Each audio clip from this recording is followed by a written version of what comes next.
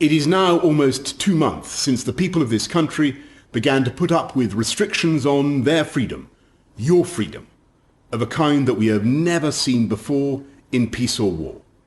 And you have shown the good sense to support those rules overwhelmingly. You've put up with all the hardships of that program of social distancing because you understand that as things stand, and as the experience of every other country has shown, it's the only way to defeat the coronavirus, the most vicious threat this country has faced in my lifetime.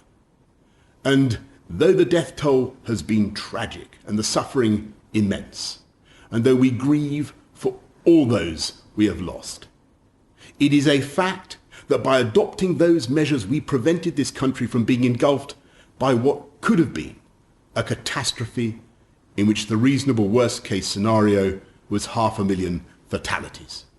And it's thanks to your effort and sacrifice in stopping the spread of this disease that the death rate is coming down and hospital admissions are coming down.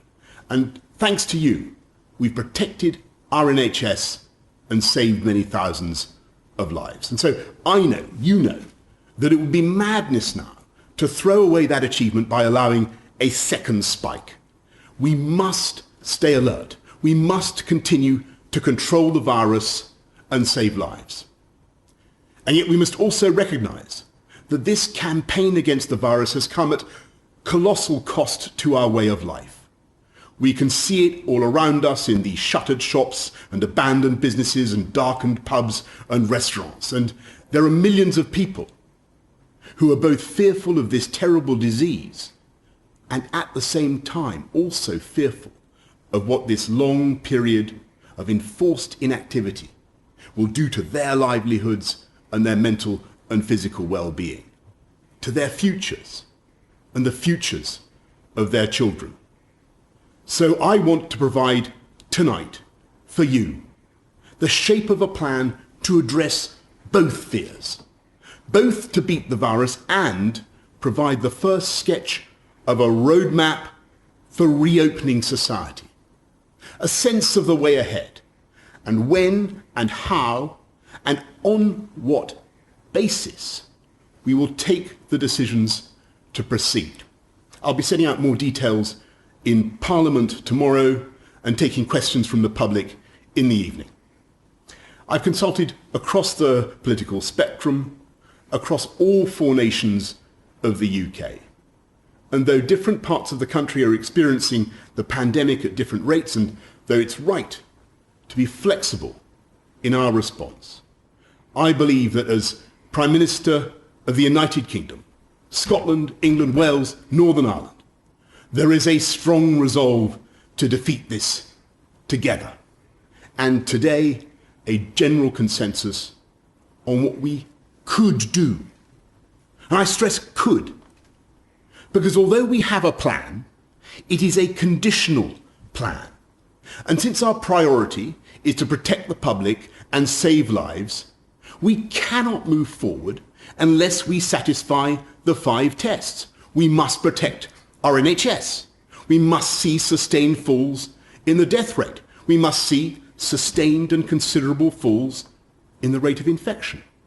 We must sort out our challenges in getting enough PPE to the people who need it. And yes, it's a global problem, but we must fix it. And last, we must make sure that any measures we take do not force the reproduction rate of the disease, the R, back up over 1, so that we have the kind of exponential growth we were facing a few weeks ago. And to chart our progress and to avoid going back to square one, we're establishing a new COVID alert system run by a new joint biosecurity centre. And that COVID alert level will be determined primarily by R and the number of coronavirus cases, and in turn, that COVID alert level will tell us how tough we have to be in our social distancing measures. The lower the level, the fewer the measures, the higher the level, the tougher and stricter we will have to be. There will be 5 alert levels. Level 1 means the disease is no longer present in the UK, And level 5 is the most critical, the kind of situation we could have had if the NHS had been overwhelmed. Over the period of the lockdown, we've been in level 4, and it's thanks to your sacrifice we're now in a position to begin to move in steps to level 3. And as we go, everyone will have a role to play in keeping the R down by staying alert and following the rules. And to keep pushing the number of infections down, there are 2 more things we must do. We must reverse rapidly the awful epidemics in care homes and in the NHS, and though the numbers are coming down sharply now, there is plainly much more to be done. And if we're to control this virus, then we must have a world-beating system for testing potential victims and for tracing their contacts, so that, all told, we're testing literally hundreds of thousands of people every day. We've made fast progress on testing, but there is so much more to do now, and we can. When this began, we hadn't seen this disease before, and we didn't fully understand its effects. With every day, we're getting more and more data. We're shining the light of science on this invisible killer, and we will pick it up where it strikes, because our new system will be able in time to detect local flare-ups in your area, as well as giving us a national picture. And yet, when I look at where we are tonight, we have the R below 1, between 0.5 and 0.9, but potentially only just below 1. And though we have made progress in satisfying at least some of the conditions I have given, we have by no means fulfilled all of them. And so, no, this is not the time simply to end the lockdown this week. Instead, we're taking the first careful steps to modify our measures. And the first step is a change of emphasis that we hope that people will act on this week. We said that you should work from home if you can, and only go to work if you must. We now need to stress that anyone who can't work from home, for instance, those in construction or manufacturing, should be actively encouraged to go to work, and we want it to be safe for you to get to work. So you should avoid public transport if at all possible, because we must and will maintain social distancing, and capacity will therefore be limited. So, work from home if you can, but you should go to work if you can't work from home. And to ensure you are safe at work, we've been working to establish new guidance for employers to make workplaces COVID secure. And when you do go to work, if possible, do so by car, or even better, by walking or bicycle. But just as with workplaces, public transport operators will also be following COVID secure standards.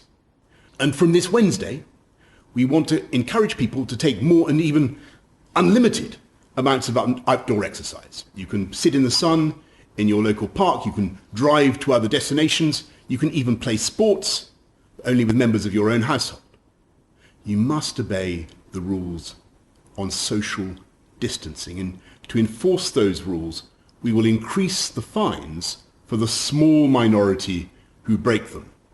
And so, every day, with ever-increasing data, we will be monitoring the R and the number of new infections and the progress we are making. And if we as a nation begin to fulfill the conditions I have set out, then in the next few weeks and months, we may be able to go further. In step 2, at the earliest by June the 1st, after half-term, we believe we may be in a position to begin the phased reopening of shops and to get primary pupils back into schools, in stages beginning with reception, year 1 and year 6.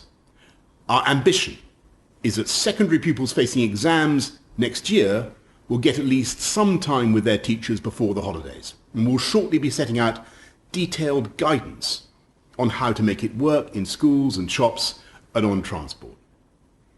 And step 3, at the earliest by July and subject to all these conditions and further scientific advice, if and only if the numbers support it, we will hope to reopen at least some of the hospitality industry and other public places, provided they're safe and enforce social distancing.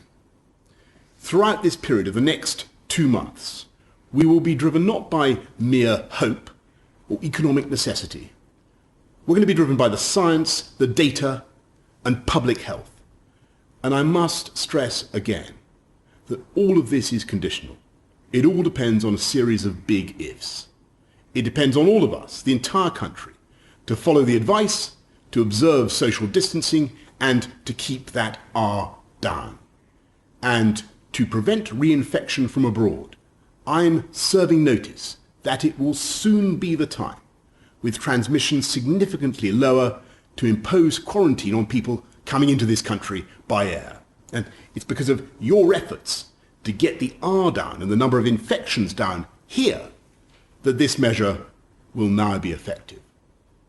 And of course, we will be monitoring our progress locally, regionally, and nationally. And if there are outbreaks, if there are problems, we will not hesitate to put on the brakes.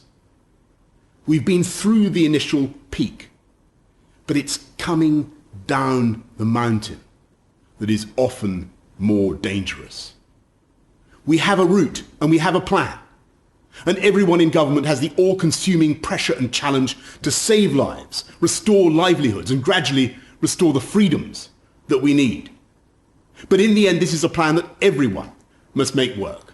And when I look at what you've done already, the patience and common sense you've shown, the fortitude of the elderly, whose isolation we all want to end as fast as we can, the incredible bravery and hard work of our NHS staff, our care workers, the devotion and self-sacrifice of all those in every walk of life who are helping us to beat this disease: police, bus drivers, train drivers, pharmacists, supermarket workers, road hauliers, bin collectors, cleaners, security guards, postal workers, our teachers, and 1,000 more. The scientists who are working round the clock to find a vaccine. When I think of the millions of everyday acts of kindness and thoughtfulness that are being performed across this country and that have helped to get us through this first phase, I know that we can use this plan to get us through the next. And if we can't do it by those dates, and if the alert level won't allow it, we will simply wait and go on until we've got it right. We will come back from this devilish illness. We will come back to health and robust health. And though the UK will be changed by this experience, I believe we can be stronger and better than ever before, more resilient, more innovative, more economically dynamic, but also more generous and more sharing. But for now, we must stay alert, control the virus, and save lives. Thank you very much.